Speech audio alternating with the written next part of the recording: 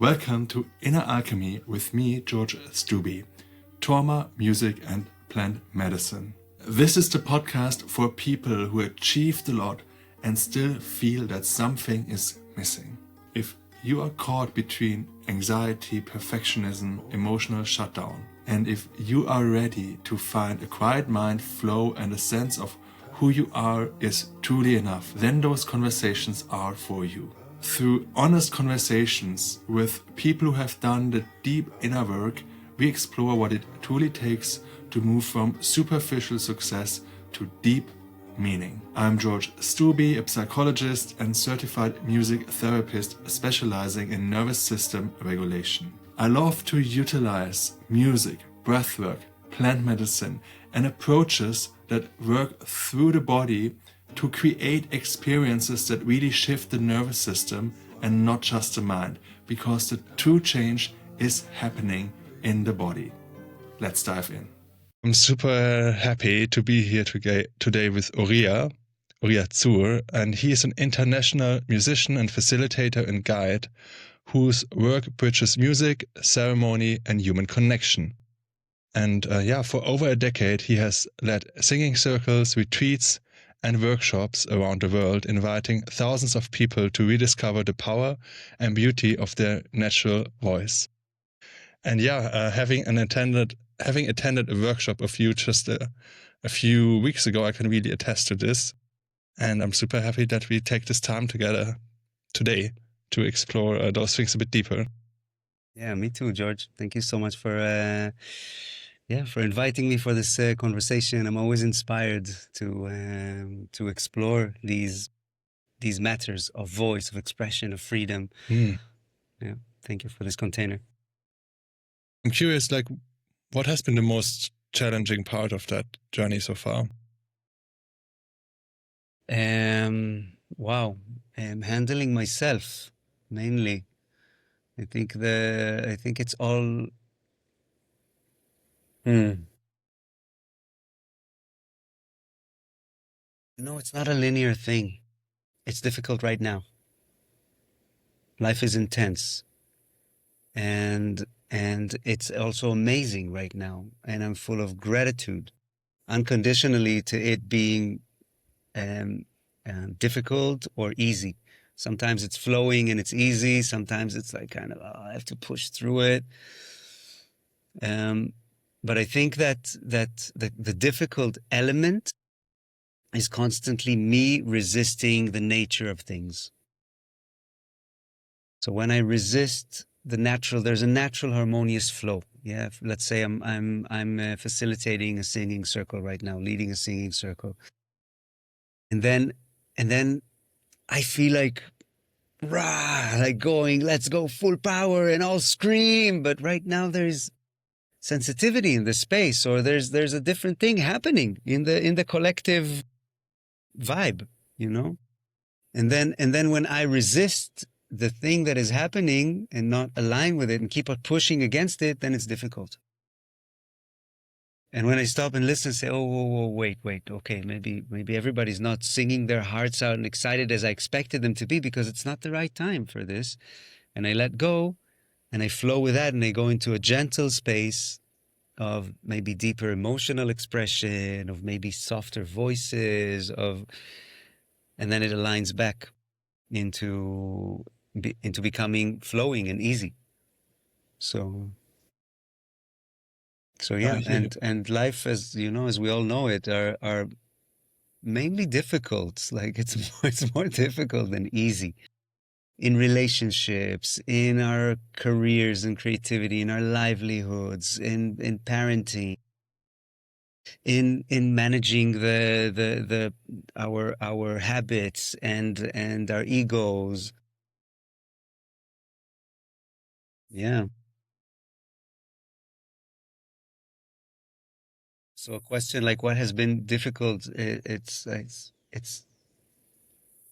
like maybe a more interesting question would be what's difficult right now, and then what's easy right now. Well, what is easy right now? What is easy right now? Easy is to lean into this conversation and to be to feel so welcome, to just be myself here and not to provide any goods. Easy right now is to take a moment of rest after a very busy year. 2025 was so full of touring. I was away from home and family for so long, and now to be here feels easy. I actually canceled one event in January, also for that, also to say, okay, let's deepen the breath. Yeah, it's super, super important. And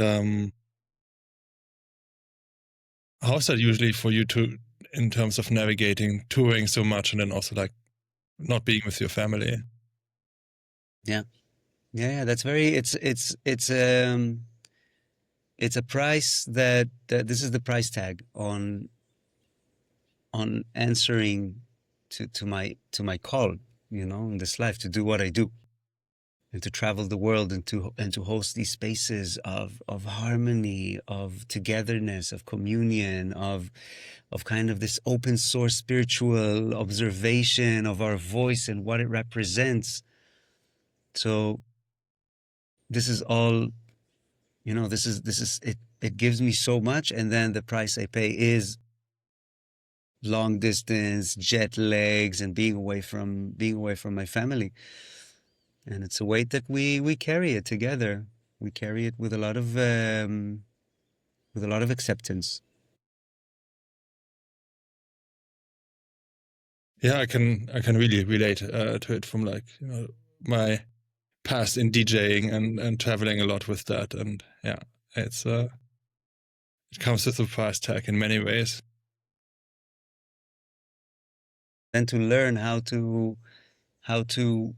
balance my life through putting family in the center of my attention, realizing that everything that I'm doing is serving the family.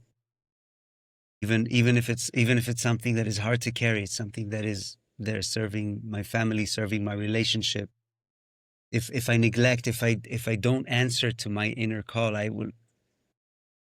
there will be less of me present in my relationship with my wife. So I'm inclined to do this. This fire wants to be delivered into the world, and if I won't do this, it'll burn me from the inside and it'll hurt the family. And if I'll do this too much, then it will take me apart from my family and it will create Also burn you from disconnection. the outside. So it's a very, very delicate balance constantly. And there's no formula. I haven't found a formula. It changes with the years, with the ages of the children, with our place in life, with the choices that we make as a family. And this is my spiritual practice, to balance the different elements of my passion and creativity, of my presence at home, of my fatherhood, of me being a partner to my wife, of me being a community member of. So the balance of all of these, I think, is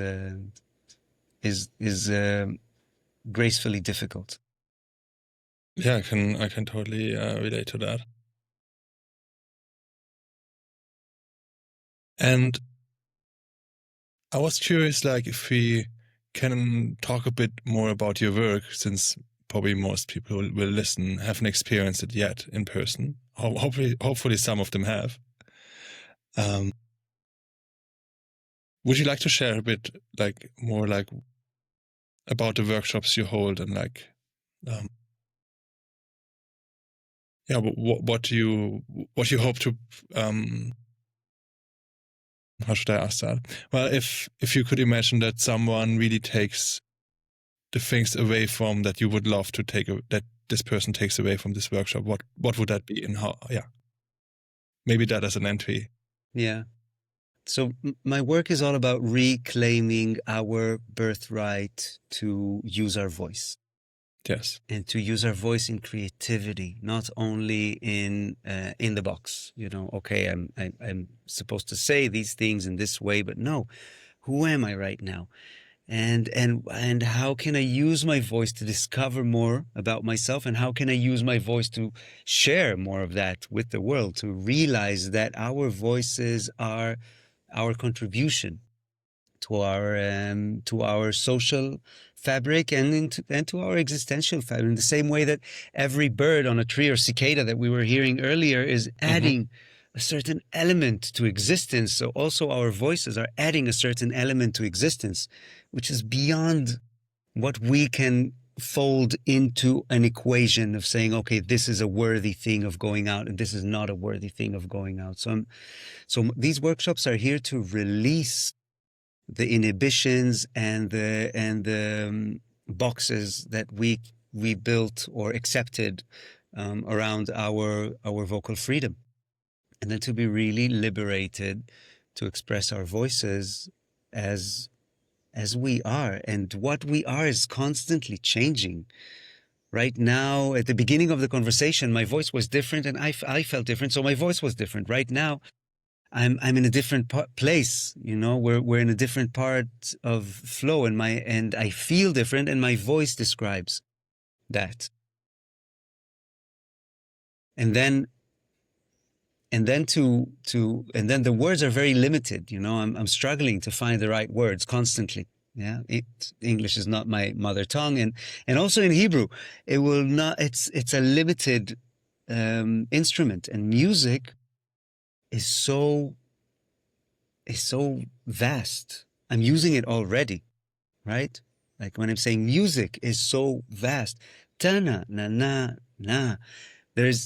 I'm using, the music is what transfers the quality on top of the words. And then when I strip the words completely out and I describe myself and I go into and this gives, this transfers something that no words could describe. And my workshops are about that, about reclaiming the freedom to play with our voice, to play music, not to work music, not for it to be something that we need to win in, or to be to achieve a certain goal in order to be worthy of. No. And it's incredible to see how easily people tap into that, and how, and what a sigh of relief. And it's like an energetic sigh of relief that is happening in the space. You can feel it. There's this, okay. When I start the workshop and I say, hey, I'm not here to teach you how to sing. You already are masters of song. You have been using music underneath every sentence you've been saying. Since day one, you went, wah! You described yourself to the world masterfully, you know. So I'm not here to teach you how to sing. I'm here to meet my masterful friends and to celebrate music together and to utilize music in order to tap into the self. And then in order for us to open that, the things that are asked for us are not related to musical techniques. It's all about creating trust between us, and creating and allowing vulnerability and authenticity and curiosity and playfulness and compassion and patience. And all of these are the real elements that we're exploring in order to achieve freedom within a collective container. And my voice is an instrument that once I use my voice, if I speak in a room, the whole room is being touched by my vocal waves, by my sound waves. I'm touching everybody's eardrum, yeah, not with my finger, but with the air that I'm pushing, so it's a very social instrument, and it exposes me. And then how can I become more comfortable being who I am within the social situation? And how can I contribute to the social situation to help it meet its edges of comfort zone and grow them just a little bit more so we can become a little more closer?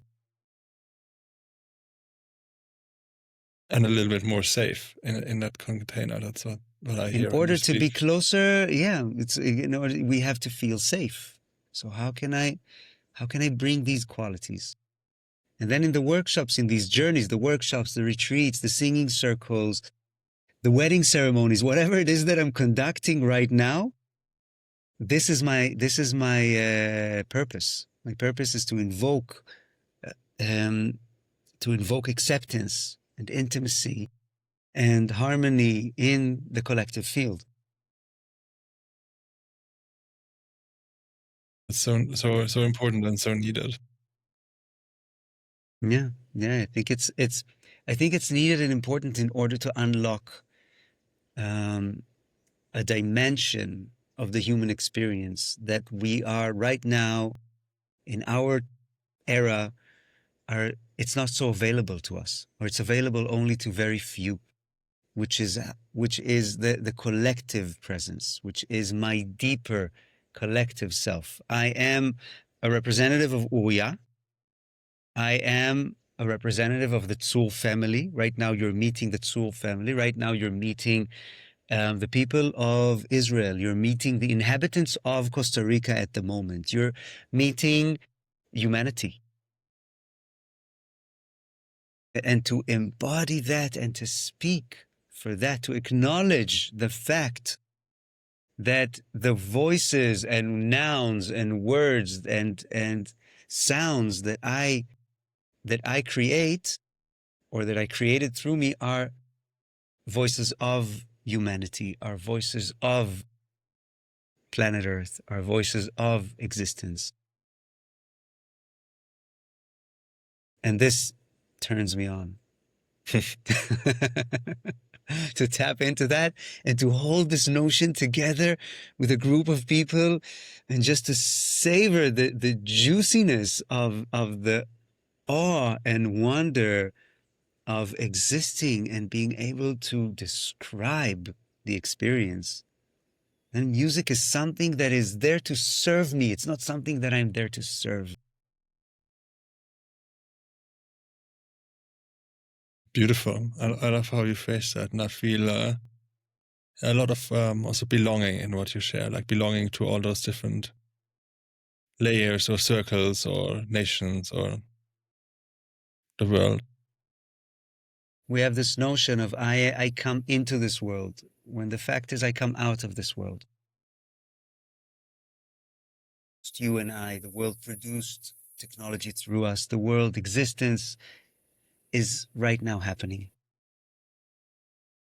And we are a note in the symphony. Literally. Then our minds and our habits and our evolving egos creating the sense of separation. When there is a sense of separation, when we were talking at the beginning of our conversation of when is it the most difficult? It's difficult when I'm resisting. Yeah, which is also like producing separation, isn't it? Yeah, it's kind of performing separation, you know.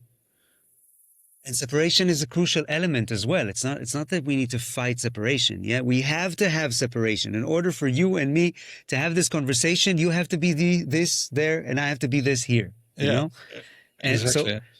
So ego and everything is a sacred element. It's super, super crucial and important. It's just something to manage very, very gently into the sweet spots of celebrating it all. And this is music. You know, we're touched by music when someone is, when someone manages to gloriously describe the pain of existence or the intensity of the moment. This is when we're touched deepest. Reminds me of the song you opened the singing circle with in Amsterdam, Amazing Grace. Amazing Grace.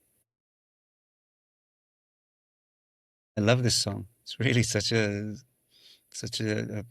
jam in our culture. It is, yeah. Sweet the sound that saved a soul like me. I once was lost, but now I'm found. And every time I'll sing that again, and it will be relevant, you know, from different stories and different elements and different things that I'm going through in life. And it's always relevant. And always relevant also to the people in the space. Yeah. And the fact that it's graceful, that there is kind goodness that is gifting us with the opportunities to learn, which is calling us back to center, that is pushing us away from center and then calling us back to center. It's really a graceful experience that we're privileged to live here. So true, yeah. So true. And something I wondered is, correct me if I'm wrong, from what I know is that you're also like, you're guiding plant medicine ceremonies. No. Okay. I'm guiding music medicine ceremonies. I'm not using any plant medicine or substances. Once in a blue moon, I will go and visit the plant spirits myself. Yeah. I will have a session. I really believe that these substances are portals to insight, mental insight, emotional insight, physical insight. They help me personally break patterns in my mind and see a wider picture than the one I'm locked in. Yeah, Totally and agree to that. I see them as teacher spirits. Yet I know that it's not for everyone, you know, this path of taking substances, and it can be dangerous for some. Absolutely, yeah. So really, I go there to learn, and what I learn, I implement in my workshops and my ceremonies and in the spaces that I offer. Beautiful. So they definitely had an influence on those spaces, or like on the music that you bring and the medicine that you bring. Definitely. Sitting in a deep medicinal ceremony and noticing how deeply connected we all are, and how super attentive and careful everybody is with each other's energy, because everybody is super heightened. Everybody's senses are super heightened. So you have to be super delicate. You know that every that you make will impact everyone in the circle. So you're so gentle with your presence and your observation, and holding everyone so tenderly. But we don't. On medicine plants, you don't have a choice but to do so. Yeah, that's in the circle, in the workshop, in those spaces that I conduct. You choose that. We build a container from the sober, present, everyday consciousness that holds that kind of accountability to each other's journeys, realizing that, wow, we're doing something that really taps deep in to people's edges, you know, because to explore freedom, it has to go through the places where I am blocked. Yeah, where I'm not free yet. Where I'm not free yet. And the reason that I'm not free yet is that is usually because I'm afraid to expose a certain element, or I'm afraid to experience a certain emotion, or to remember a certain memory, afraid that it will eliminate me. To be able to tap into this, to be inspired by wow, this sister right now just managed to tap into her pain. And not only that she survived it, she harvested incredible music through that and touched all of our hearts. And this gives me courage to tap into my pain as well. So without the substances, without the forcing our consciousness to go into the edges, we slowly invite ourselves deeper into a space that more of ourselves is welcomed in. So true, yeah. And quite a few elements and moments on this 3-day workshop in Amsterdam also reminded me on like you know, the work with somatic psychology, like somatic experiencing, or like what Gabor Mate is teaching. There were many elements where I felt like there's a big overlap, which I found really beautiful and inspiring. For example, a very typical question in this line of work is to ask, like, when you touch on an emotion, like, if that emotion could speak, what would it say? And you let people sing and express that emotion in melody. I feel it's very related. I think it's even more powerful actually to like use the melody than words, or It's like more bring both liberated. together. Yeah. A few words to describe, okay, this is the area. And then once we realize, okay, this is roughly what we're talking about, what is the shade of your emotional experience? Because we can all resonate with the situation and what it makes us feel. And then what is your experience there? And then just to vocalize emotions, sensations, memories, moments, working with the wisdom of the body, the wisdom of your voice, and the wisdom of your creativity and of your expressivity. Yeah, If there's totally. a word like that, I'm not sure. But you catch my drift, you know. Yeah, I totally get it. I just thought, if we would, how it would be if we would do one of those exercises together to give like an example of how that sounds like or how that flows like. Would you like to do that? Of course. Of course. So you who are sitting right now at home and watching this interview, now it's a moment where this is becoming very personal. So first of all, you can just listen and stay in your own bubble, and it's okay. You're not. It's it's not a challenge. It's just an invitation. And the invitation is to take a moment and close your eyes.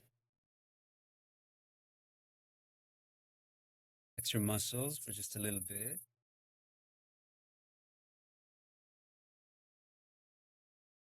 Acknowledge the way that you feel.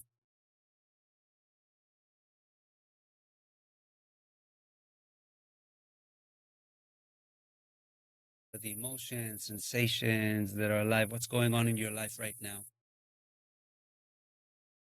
that affect your.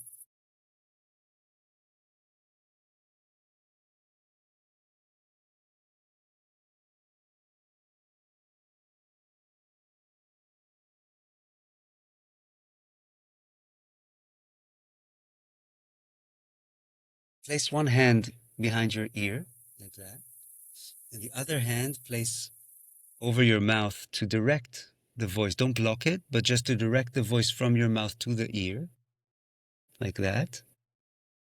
Now, still connected to how you're feeling, what is alive in you right now, produce um, produce a short melody. And try and use the same words, or maybe let's do this, not produce a short melody, but say in gibberish, in a language that you do not understand, describe what you feel. Right? It might sound weird, but work with me here, yeah?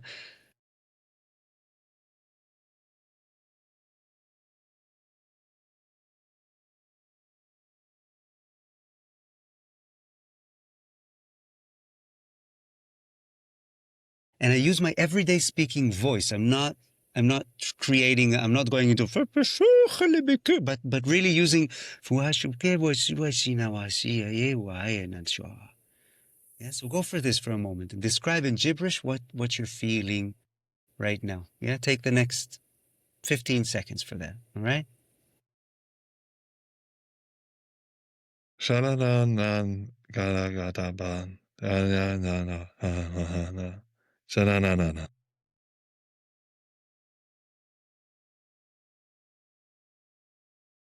Amazing. Now remember the vocal qualities that you used. Listen, remember the music behind those invented words. And now let go of the words completely and just go only into the music. And take the next 10 seconds to describe how you feel, but just through kind of take the moments. If I will say washwana sawache kawalahachi walamasate, then I will go salafi salatake. I will use these words and I will kind of stretch them into a song. I will how do you say it? I'll make it a bit more extreme. Yeah, there's anyway tones and notes in your voice. Make it a bit more extreme. And go for this now. Okay? Let's do this for a moment.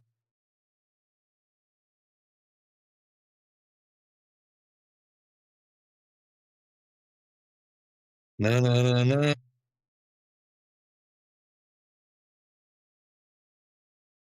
Na na.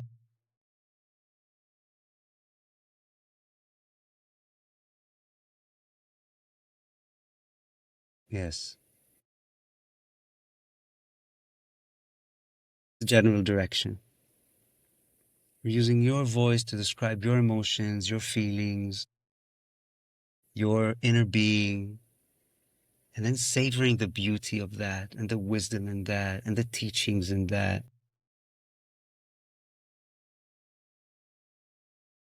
One thing to do this alone at home. Immediately it invokes more things, and then you can sing through that too. Yeah, when other people observe you, this is why I do this work as workshops. This is why I work with big groups, because when other people are witnessing your expression, it heightens it up. It amplifies your sensation, because their presence, seeing you is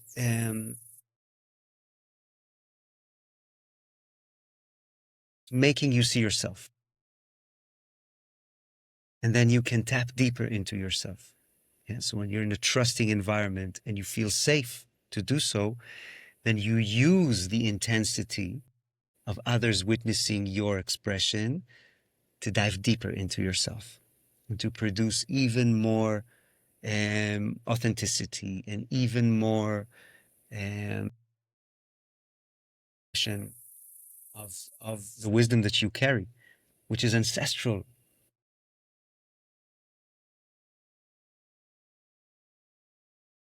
And yeah, something like when you say ancestral, I also have to think about many plant medicine ceremonies that I was a part of, and where I felt, yeah, singing, taking medicine together is very ancestral, but also singing together is so ancestral.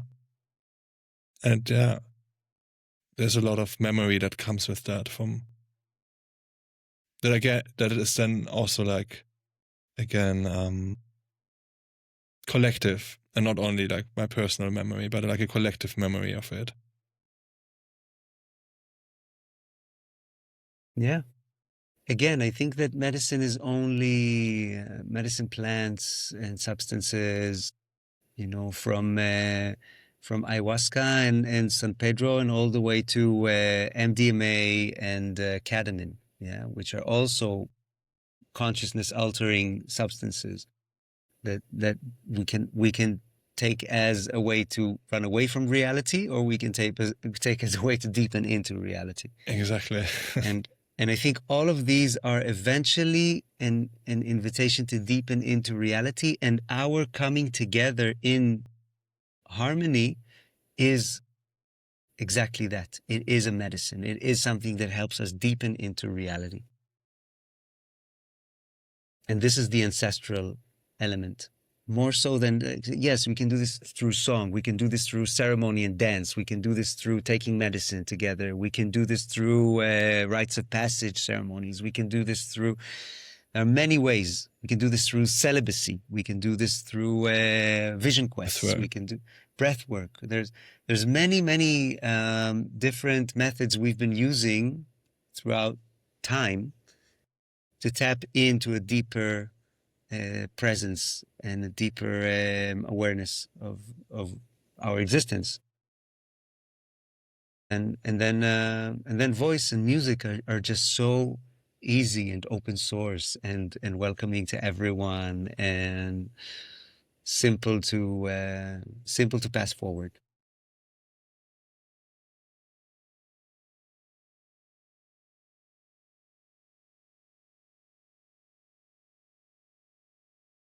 I just wondered, how would you define presence? When I define presence, I think presence defines me. I am a certain presence, and this is how it looks like in physical, emotional, mental, verbal, conceptual. There's a certain presence that is manifested and expressed as a palm tree. And this is also a certain presence. There's other presence that is expressed as a rock. There's a presence that is expressed as a nation. There's a presence there that is expressed as a cloud.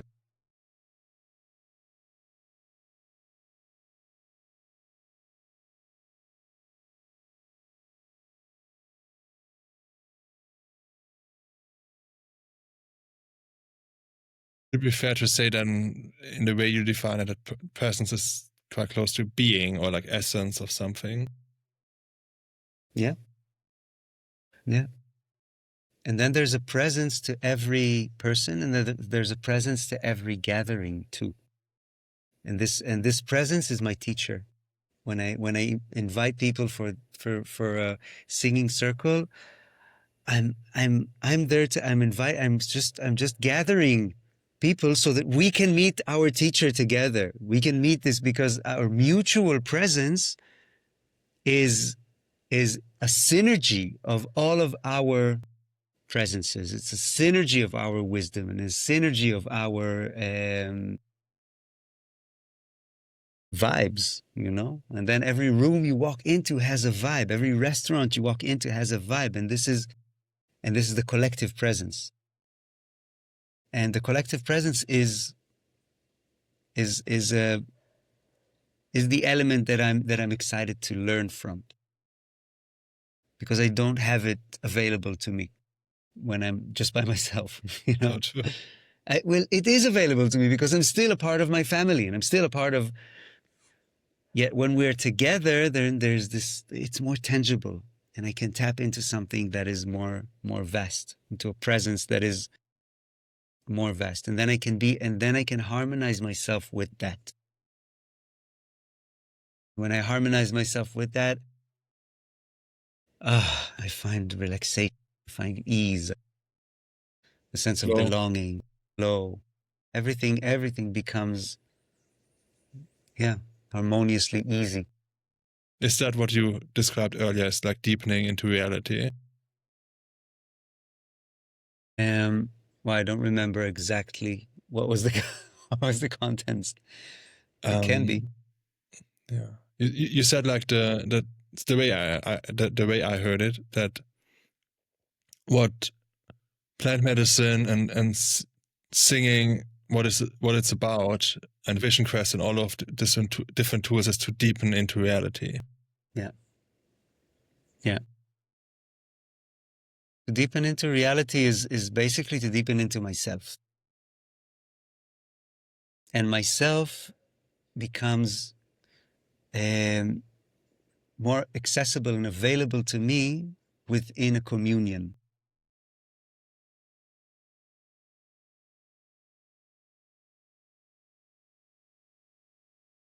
I have to think right now about like background and foreground. It needs both to like define the background and the foreground. What do you mean? Well, I need, when I have a picture or like a composition, like a visual composition, I need, without a background, there's also no foreground. Without like a backdrop, there's no sense of depth, or there's no sense of space in a way. For me, for example, right now with that bookshelf behind me. Yeah. And then when we're with others, we can also, yeah, what you said earlier, see ourselves more, because there's also a contrast in energy or in presence. And then in another sphere, I guess it's all like one, but that's all different.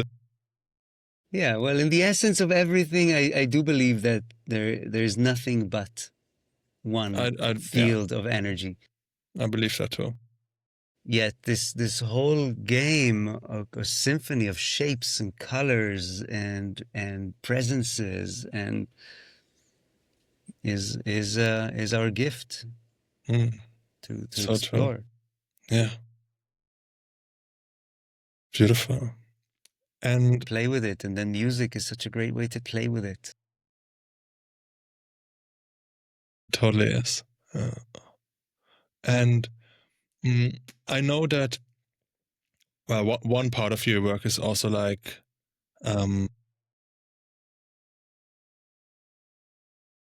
inspiring, let's say, inspiring others to lead singing circles, to create singing circles. I'm curious, like, what are like maybe 3 things, or how much you want to share, like, that you feel is important for people to know when they start singing circles or when they lead singing circles. All right. 1, your teacher is the singing circle. Mm-hmm. You want to learn how to lead singing circles? Lead singing circles. Make mistakes, try it out, see, and then you learn what is harmonious, what works, what doesn't. After 200 singing circles, you will become really good at it. Okay, it's a path to be walked. So that's 1. 2, the first impression is very, very helpful to take seriously.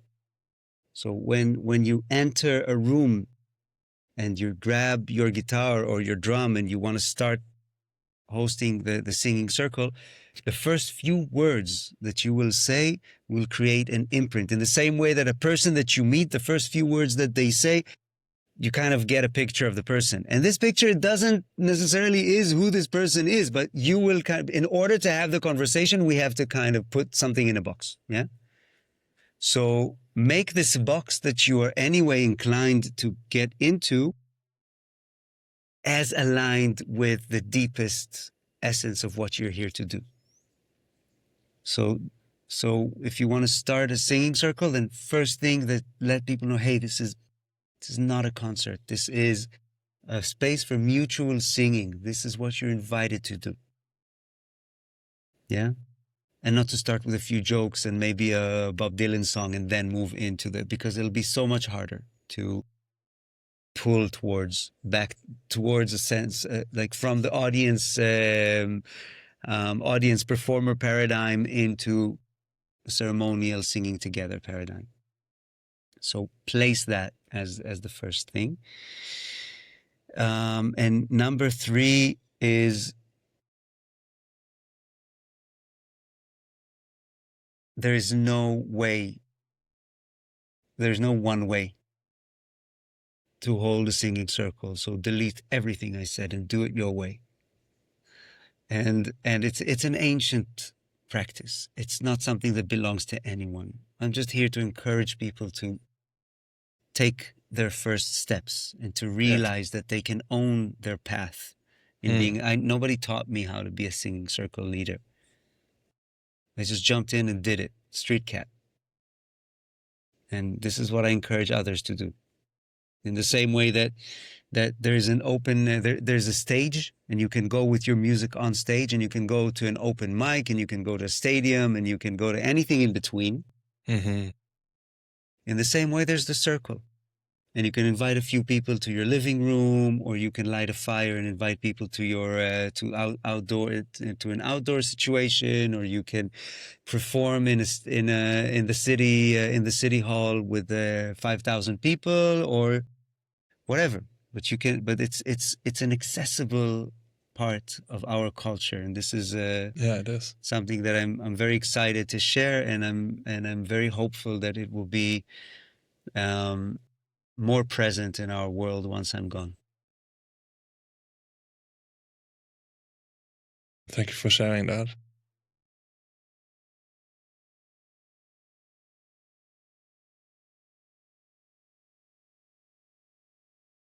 Yeah, when you said like about like the way you open it, it's really important, the first impression.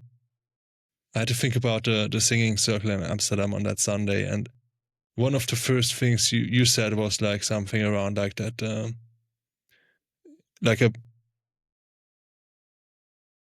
how would you say that? Not a request, but like a. Well, you said something around like, let's pray for that the gates of heaven are opening so the prayers are heard, and I found that super beautiful. Yeah, and stayed with me. To invite for a motion that comes out of service. Really helps to helps us engage. When I feel that, okay, I'm not just sitting here and being entertained and it's okay to sing. No, my song can actually encourage others, or can actually create something for others. So true. It brings more oomph to everybody's song, and then the whole situation goes rah. And I do believe that it's like when we practice yoga together, it's easier to practice yoga. You know, there's a bunch of people that are holding the practice with you, so it's easier. When we meditate together, it's easier to meditate. When we dance together, it's easier to dance. This is why we go out to dance, and less than as much as we dance at home. You know, so when we pray together, it's easier to pray.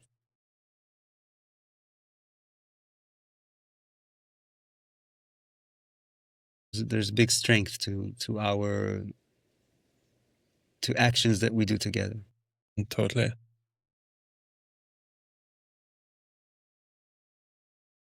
How would you explain prayer to somebody who has never had a touch point with that? Or maybe forgot about it?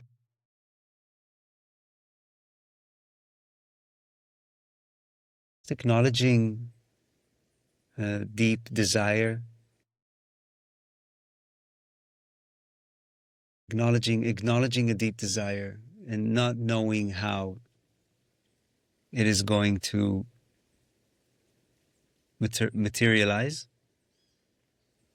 or come to presence, but just acknowledging it and sending out my desire, you know, standing for like, this is what I'm calling in.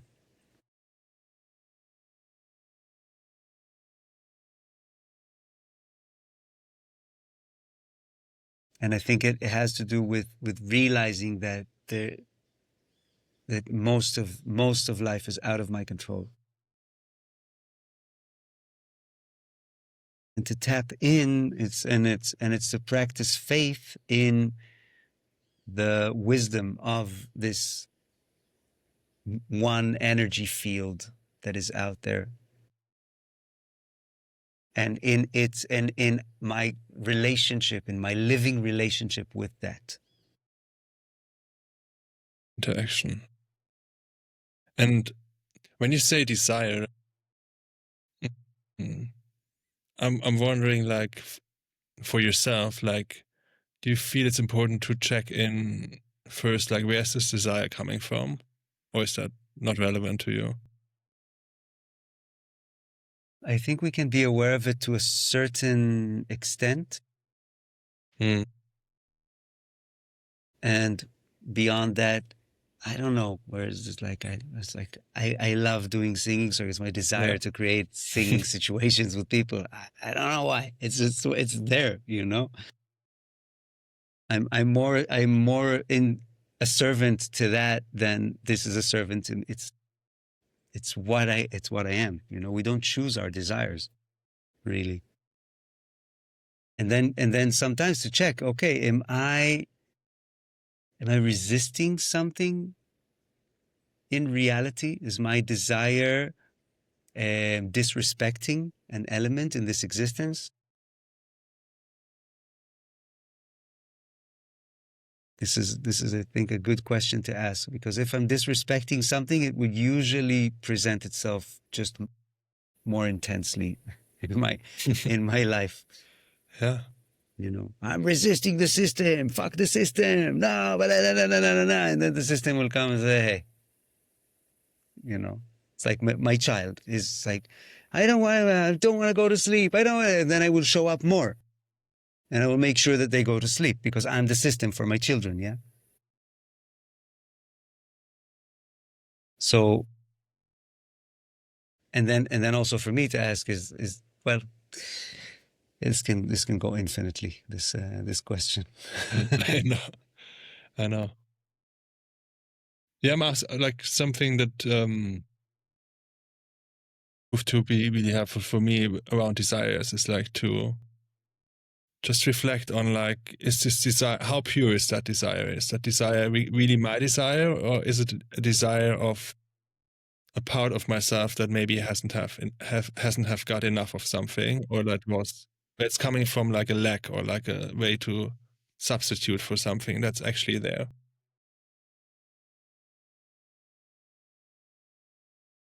It's a very delicate field to observe.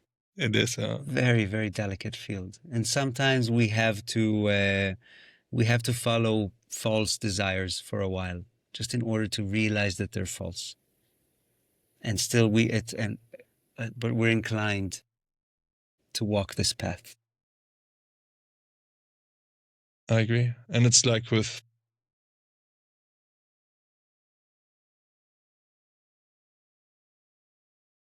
a guru I met in India shared a story around, well, the learning of the story was like, mistake make better. Yeah, I feel that's, I heard it a few times from what you shared today, and also in the workshop. I think somebody asked, I'm not sure if somebody asked around that or if you just shared it, but it was about like that, you know, standing up once in a workshop and expressing your voice is one step, and it needs more steps to like anchor that deeper. And you said like it's about doing this more often, or going to a singing circle and sing there, or to an open mic, or like to make it a practice. I believe in that very much as well. And In these gatherings and workshops and singing circles, it's easier to see ourselves. It's easier to see truth. It's easier to acknowledge and to embrace and to open up. And the real challenge is in our everyday life. This is where we want to open up and embrace life and accept who we are and accept who others are and share our voice and speak our truth, you know, even if we're going to shake while doing this, to still say it. And so this is something that it's a path to be walked, and these workshops, they're not eliminating this element. They're just showcasing it and creating an environment where we're seeing, okay, this is the work that we are all doing together, and this can inspire me to do this work more in my everyday life. This can encourage me to meet my edges and to go through them because I've seen someone else making a breakthrough. It's not about did he make a breakthrough or did I make a breakthrough. It doesn't matter. There was a breakthrough that happened in our mutual space, and then I see the nature of breaking through. And this can encourage me and give me the courage to break through in the next opportunity that I have. And we have a few opportunities every day to break through. So true, yeah.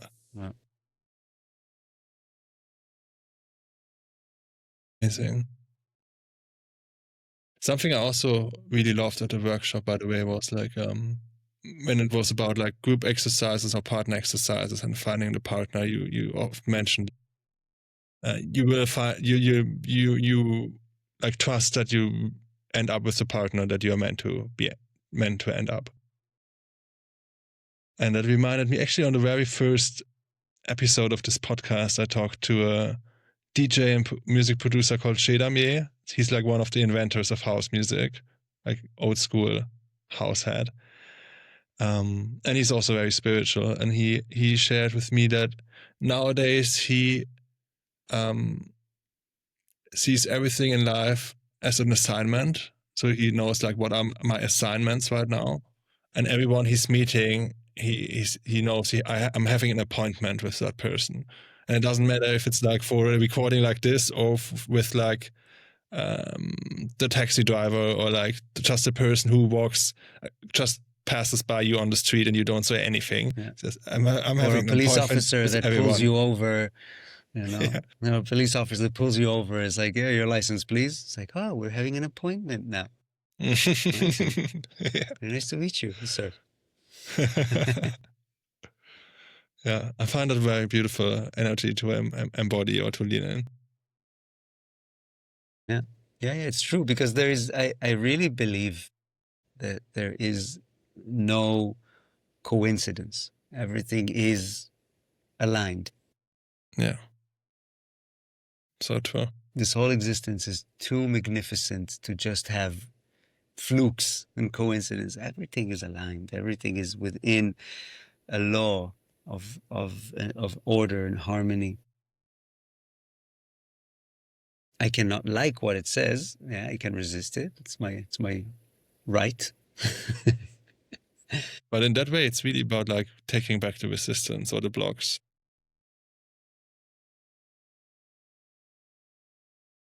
Amazing. And as a last question, like if someone wants to find more about your work and the workshops that we talked about, the circles, like where is a good place for them to find all of that? Wow, I'm so easy to find, really. See my name down there, Uria Tsur, .com, @Gmail, Instagram, Facebook. I'm not on TikTok yet. Sorry.